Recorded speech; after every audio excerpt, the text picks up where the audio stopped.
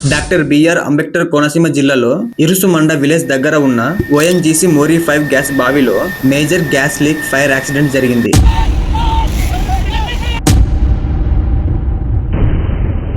Morning టైంలో ONGC బావిలో work over maintenance జరుగుతున్నప్పుడు suddenly high pressure gas leak start అయింది. మొదట్లో అక్కడ పనిచేసే వాళ్ళు ఇది చాలా చిన్న లీక్ అనుకున్నారు. విత్ ఇన్ మినిట్స్ లో గ్యాస్ ఫ్లో అన్కంట్రోలబుల్ లెవెల్ కి వెళ్ళిపోయింది. చాలా పెద్ద మంటలు గాలిలోకి ఎగిసిపడ్డాయి. పక్కల ఉన్న పొలాలు, కొబ్బరి చెట్లు, విలేజెస్ అన్ని thick smoke and fire glow తో కనిపించాయి. మంటల ఇంటెన్సిటీ చాలా ఎక్కువగా ఉండడం వల్ల లోకల్ పీపుల్ లో ఫియర్ అండ్ పానిక్ క్రియేట్ అయింది. ఇన్సిడెంట్ జరిగినప్పటి నుండి డిస్ట్రిక్ట్ అడ్మినిస్ట్రేషన్ ఇమీడియట్లీ అలర్ట్ అయింది. Police, fire department and rescue operation వాళ్ళు వెంటనే అక్కడ చేరుకున్నారు. సేఫ్టీ రీజన్స్ కోసం ఆ చుట్టుపక్కల ఉన్న ఇరుసుమండ, గూడాపల్లి, లంకావరం విలేజెస్ నుండి అరౌండ్ 600 పీపుల్ ని వేరే ప్రాంతాలకు తరలించారు. విలేజెస్ ని safe shelters near by schools కి తరలించారు. అథారిటీస్ 4 కిలోమీటర్ రేడియస్ ని సీల్ చేసి పబ్లిక్ ని అటు సైడ్ రాకుండా అడ్డుకుంటున్నారు. ఓఎన్జీసీ సైడ్ నుండి senior officials from Rajahmundry region incident జరిగిన ప్రాంతానికి రీచ్ అయ్యారు. గ్యాస్ లీక్ సోర్స్ ని ఐడెంటిఫై చేసి ప్రెజర్ ని రెడ్యూస్ చేసి ఫైర్ స్ప్రెడ్ కాకుండా టెక్నికల్ కంట్రోల్ మెజర్స్ ని తీసుకున్నారు. అఫీషియల్స్ చెప్పిన ప్రకారం